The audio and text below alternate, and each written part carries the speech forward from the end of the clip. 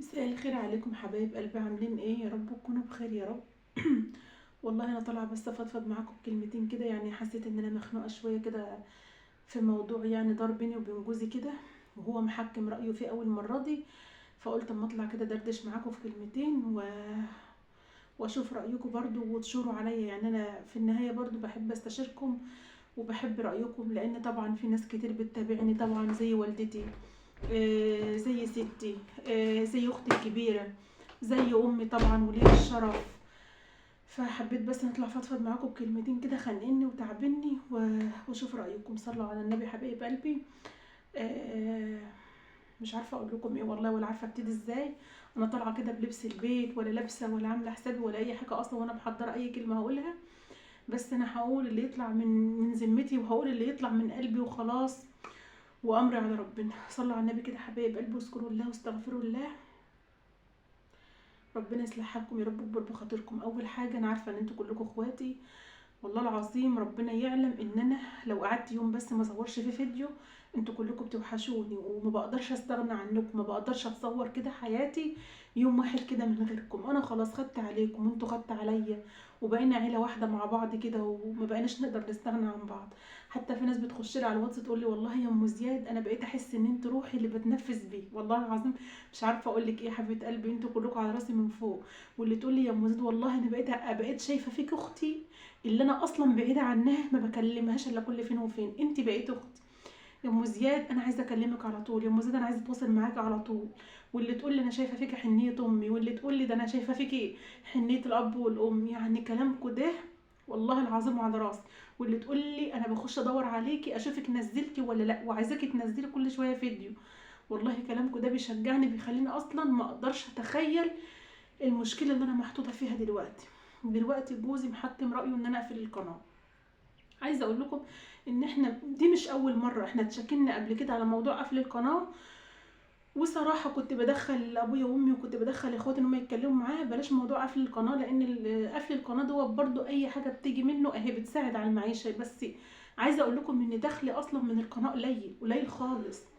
انا طبعا دلوقتي ماليش دخل، لان بعت القناه اصلا اللي كان ليا منها دخل، لان كان عليها مشاكل بصراحه، ما كانش ينفع ان انا اسيبها. فجوزي دلوقتي محكم رايه ان انا اقفل القناه. بيقول لي شغلك على القناه جاي بالخراب علينا، ماشي. وكان حصل، يعني انا قلت لكم ان هو احنا اتصالحنا وتصافينا وكل حاجه، قلت لكم يا رب يفضل على الحال اللي هو فيه. بس انتوا عارفين الرجاله بقى يا جماعه ما بترساش على حل، ودايما متقلبه الحال كده، ودايما عصبي، ودايما خناقات، ودايما مشاكل، ودايما كل بيت مقفول على اللي جواه. انا مش جايه احكي لك دلوقتي عن المشكله، بس انا جايه اقول لكم ان انا يعني حاسه ان انا اقفل القناه دوت، حاسه ان دي بعمري كله. معقوله يا ام زيد؟ اه والله العظيم روحي في القناه تعبت عليها كتير، شقيت عليها كتير. اما بطلع واتكلم معاكم واحكم معاكم في اي حاجه ببقى حاسه ان انا مع اخواتي بجد. لما بقول لكم على حاجه مضايقاني بحس ان الناس هترد عليا من قلبها، والله العظيم. لما بقول لكم حاجه مضايقاني بحس ان انتوا هتردوا عليا من قلبكم، لانكم بتحبوني زي ما انا بحبكم. لما واحده بتخش تحكي لي مشكله في الواتس بحس ان انا ببقى عايزه افديها بروحي كده، اقول لها من روحي كده تحل المشكله بتاعتها ازاي، ببقى نفسي انها تتحل باي طريقه. ما بطلع اقول لكم على مثلا موضوع للتوفير، او موضوع عن الصلاة، او موضوع عن الروتين، او اي حاجة، ببقى بكلمكم من قلبي وبكل حب واخلاص، لاني بحبكم ما اقدرش اخدعكم. فما ينفعش، وليا متابعين وليا حبايبي اللي بيستنوني، اللي بيخشوا يدوروا على فيديوهاتي، دي حاجه بالدنيا كلها انكم تخشوا تدوروا على ولو ما نزلتش تخشوا لي على الواتس يا ام زيد انت ما نزلتيش النهارده ليه، احنا مستنيين الفيديو بتاعك. يقوم بعد ده كله والكلام الجميل ده، لما كنت تعبانه انتوا اول ناس بتسالوا عني. تخشوا على الواتس، انت لو تلاحظوا اصلا ان انا معيطه، ماشي، معيطه بسبب الموضوع ده. فهو بيقول لي هتقفلي القناه، القناه جايه بالخراب علينا. طب ليه يا ابن الحلال جايه بالخراب علينا؟ طب ما القناه برضك كانت بتجيب رزق، وكانت بتجيب، وان شاء الله هفتح ديت وهكبرها ان شاء الله باذن الله رب، يعني اخواتي معايا وحبايبي معايا وهتكبر وكده. قال لي لا، حتى لو كبرت انت بيخش لك منها ايه؟ ده جايه بالخراب، ده انت بتشحني كام مره نت، كل شويه عايزين نشحن النت، النت فصل، عايزين نشحن النت، عايزين مش عارفه ايه. قلت له ماشي، ما اي واحده فاتحه قناه لازم كده. وبعدين ما تنساش ان عيالك كمان بيستخدموه، عيالك كمان بيخشوا، يعني مثلا لو في اسئله ولا اي حاجه واقفه معاهم بيخشوا على النت، يعني مش انا لوحدي. انت لما بتيجي بتقعد عليه بالساعات بتستخدمه، مش انا لوحدي. قال لي لا، من الاخر كده القناه دي لازم تتقفل، ماشي. و... ولو انت هتقفليها خلاص مش هتبيعيها. قلت له امال هوديها فين هركنها؟ قال لي لا، انا هاخدها لواحد صاحبي كده، مراته يعني محتاجاها، كانت نفسها تشتغل في الروتين زيك ومش عارفه ايه، فهي تاخد القناه. قلت له يعني انت عايزني انا اقفل القناه عشان تاخد انت القناه تديها لواحد، لمرات واحد صاحبي؟ طب ما انا افتح لها قناه، هي تفتح قناه وانا اساعدها، يعني ادعمها انا اقف جنبها، مش مشكله.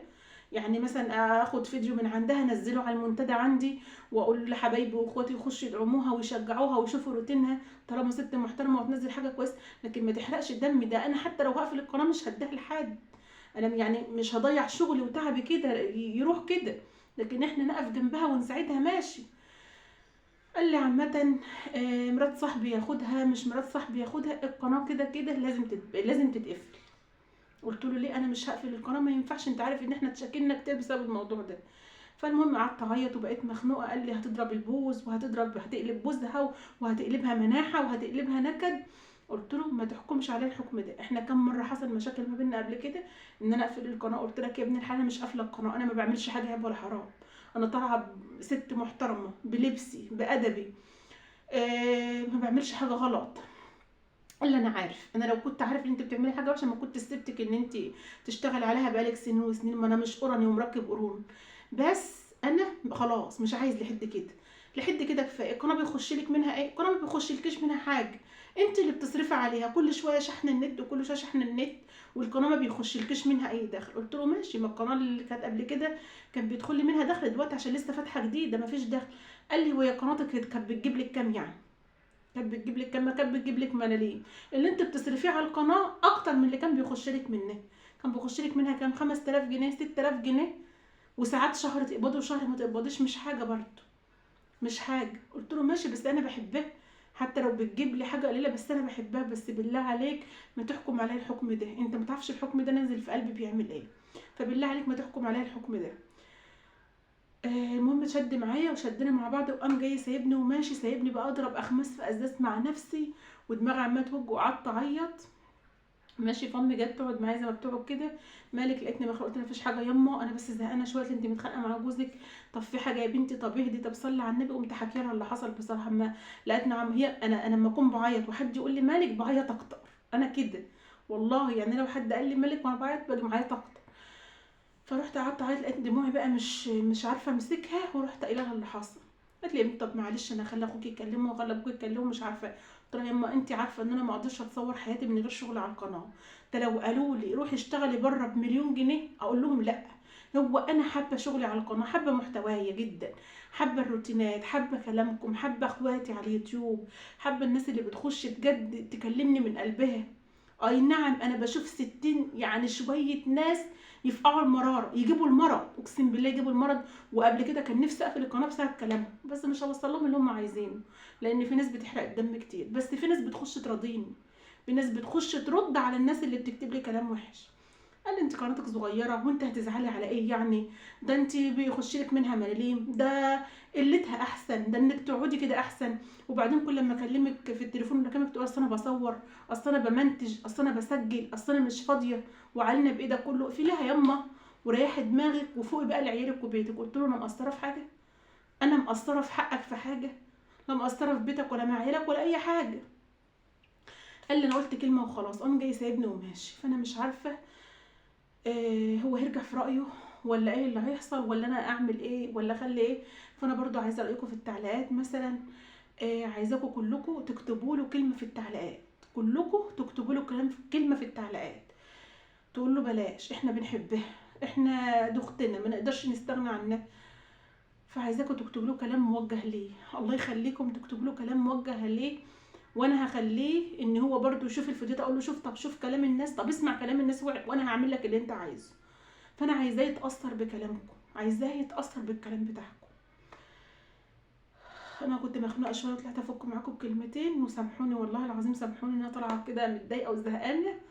بس والله غصب عني. وبعدين الاوضه كانت خلاص قربت تيجي، وكان نفسي ان انا اطلع افرحكم. فمن يعني تبات نار تصبح رماد من هنا للصبح. يمكن ربنا يهديه لما خلى ابويا يكلمه كده، ويمكن لما يشوف كلامكم يغير رايه. هنزل لكم الفيديو دلوقتي حالا عشان خاطر تكتبوا له كلكم في التعليقات. يلا اشوفكم على خير، مع السلامه.